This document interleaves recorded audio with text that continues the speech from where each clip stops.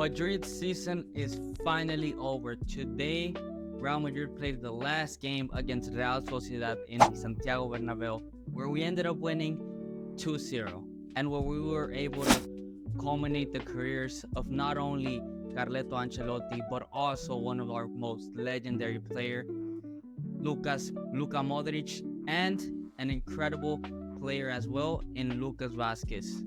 With the end of the season, we're going to be able to go over through the good, the bad, and the sad of this Real Madrid season.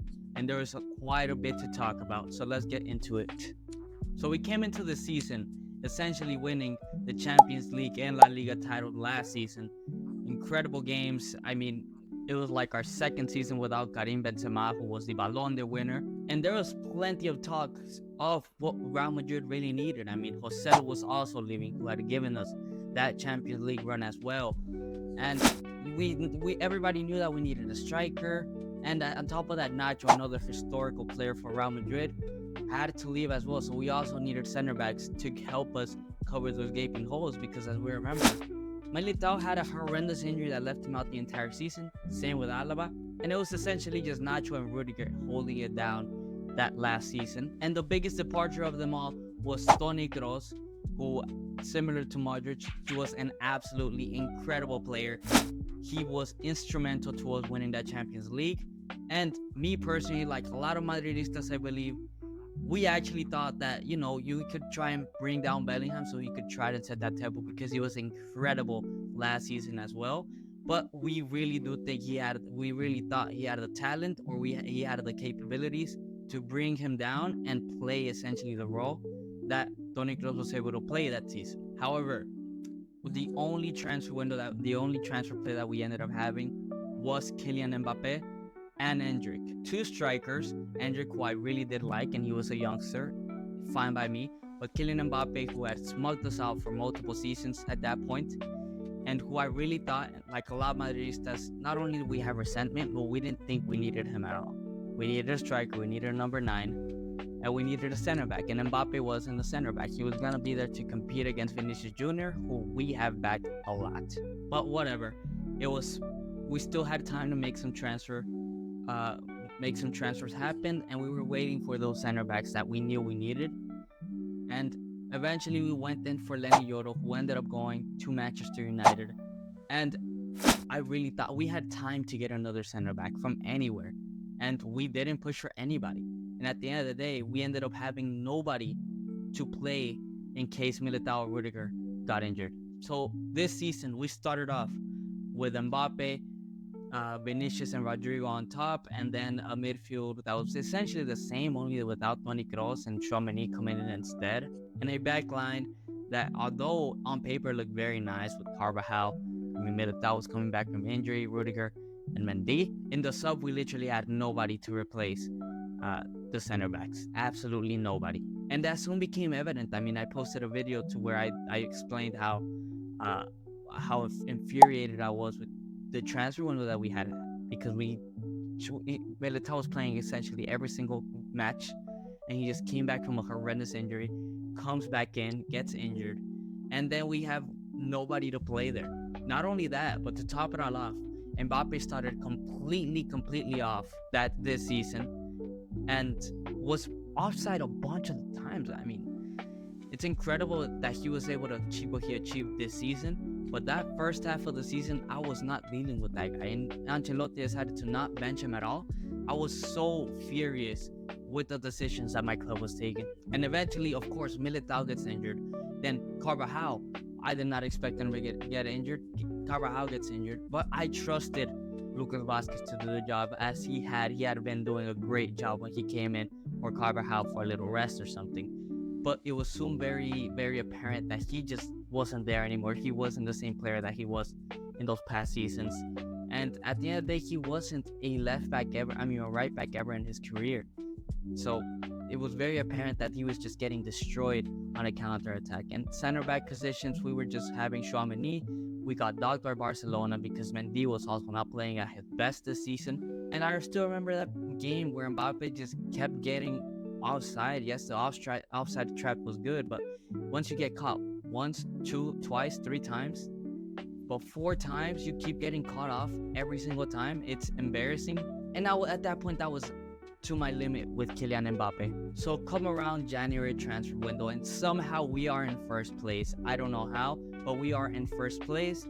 And it was apparent that we needed a false nine or something. I don't know, play Endrick or something.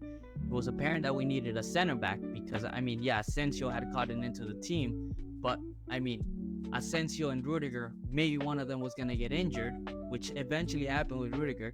And we needed a right back because Lucas Vasquez just could not play right back at all. And by the end of the January transfer window, we got nothing of that. We didn't get a single right back, center back, a striker, nothing. It was dreadful, and at that point, I am sure we threw away the league title and the Champions League and the Copa del Rey because we were still in that. Then, sure enough, we get the Copa del Rey final. We get clapped by Barcelona. I don't care if it was a 3-2 or whatever. We get clapped by Barcelona. Then in the Champions League, we go off to an Arsenal who, let's be honest, they're not a crazy Arsenal. They're not a crazy Arsenal. I mean, it really let us down that we were absolutely fatigued. Rudiger was fatigued. And the decisions that Ancelotti decided to do, like playing Alaba on that left back position, was also extremely questionable. So what we're doing this whole season was very questionable in my opinion. So we go out in the Champions League against this Arsenal, dreadful Arsenal. We continue losing every single El Clasico to Barcelona in an embarrassing fashion. However, my gosh, that second half of Mbappe was insane to watch. I mean, this guy was scoring nearly in every single match. I mean, to have a bad season like that, and a season where me, truly, I didn't believe in him. And of course, I was also furious with what he had done and the demands that he had given us for like wanting to be the highest paid earner in Madrid. But my gosh, did he prove it in that second half of the season. But with his up came Vinicius out, Vinicius down. Because Vinicius started off well, but that second half of the season for Vinicius was absolutely dreadful. He was not the player that I defended against Mbappe, not the player that I want. He was horrendous. He wasn't dropping back. He wasn't playing for the badge. He wasn't doing anything for the team in general. And that summed up Vinicius' season from then on out. And now we reach the end of the season to where we won absolutely nothing with Ancelotti. And yes, me personally, I wanted Ancelotti out. I didn't see like we were playing anything. I didn't think we played much last season or other seasons we won the Champions League. It was a lot of vibe football. But I mean, this guy's won everything. And my gosh, was it emotional to see that man cry. Man who never cries and goes into tears was emotional for me. I mean, the manager who's won the most amount of titles in the Real Madrid club. Nothing to say there. Modric left. And oh my gosh, was that emotional. That hug with Toni Kroos was absolutely heartbreaking. And it marks an end to an incredible career from an incredible legendary player, not only of Madrid, but a legendary player of the beautiful game, a legendary 10. And it was emotional to see a man like him also cry and just end up leaving the club. But I mean, everything comes to an end, and he did the best that he could have done in the club. He's going to go down as one of the best center mids in the world in history, if not the best center mid in history. And he truly gave us Madridistas and the world of football a beautiful spectacle to see. And to give somebody else their flowers, Lucas Vasquez. Yes, he had a horrendous season. He was horrendous. But in the first place, he was never meant to be a right back. He was never a right back, but he adapted for multiple years. That was the only place that he could have played, and he adapted well. He did his job. He did the dirty work. He never complained. He's honestly the Madridista spirit that he has, incredible, to just be a workhorse and to truly do his best for the club.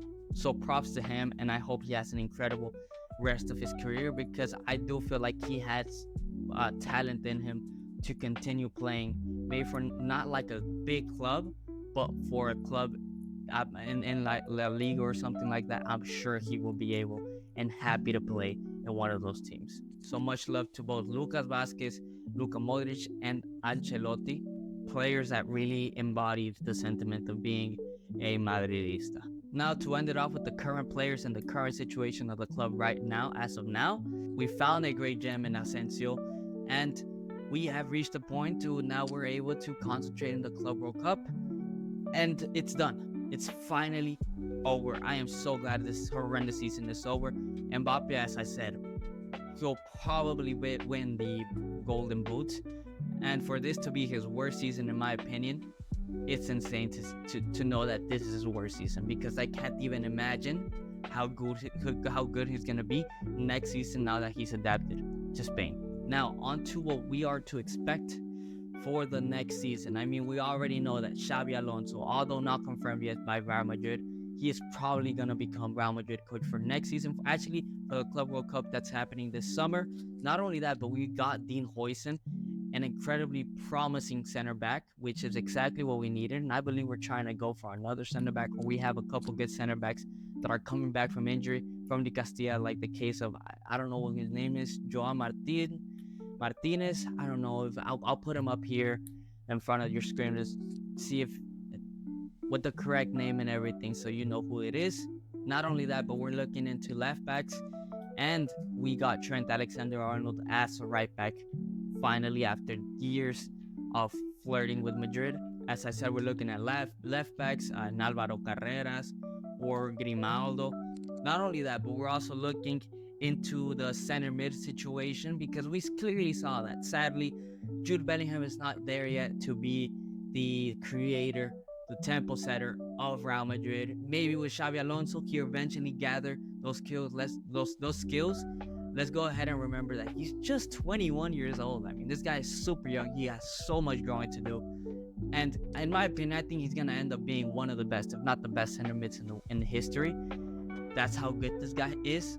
But in the meantime, in between time, we are looking into getting somebody like I don't know his name, Steeler, the guy from Stuttgart. And me personally, I haven't been able to watch the Bundesliga. But, I mean, I've heard that Toni Kroos recommended him, and I've heard a lot of good things about Anthony Steeler, and he's about 40 million, which is not bad for a promising center mid. Are you kidding me? But I am very excited for this Xavi Alonso project.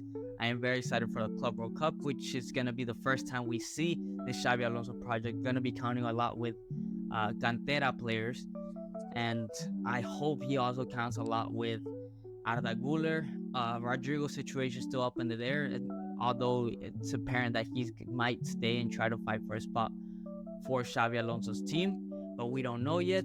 Anyways, guys, I am very optimistic for this season for Real Madrid. Now, remember that I do still need to bring y'all a Champions League preview video and a video on my reactions for the Europa League, which just happened a couple days ago, and the Conference League final. I hope you guys enjoyed it, and I'll see you guys on the next one.